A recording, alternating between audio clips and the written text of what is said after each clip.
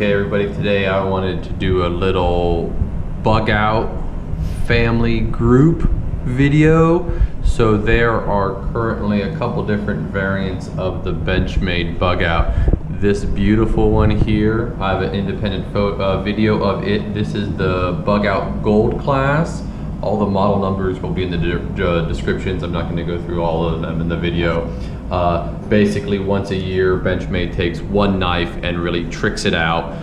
They use carbon fiber with some blue C-Tech with a Damas steel blade, and super lightweight. Still has the amazing axis lock on it.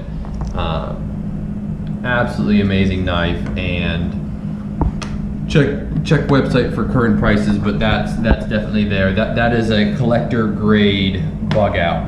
And then you have the two that you've probably seen a lot of. You have the bug out that is gray with the green handle, and you have the 535, which is the blue. They're both from the same steel, S30V, and then you have both variants in the serrated as well.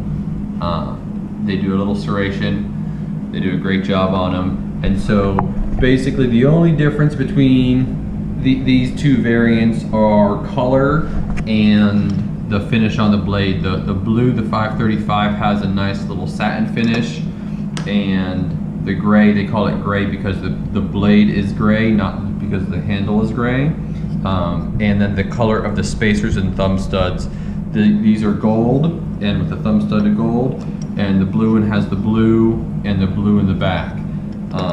Great, super lightweight folding knives, ambidextrous axis lock here.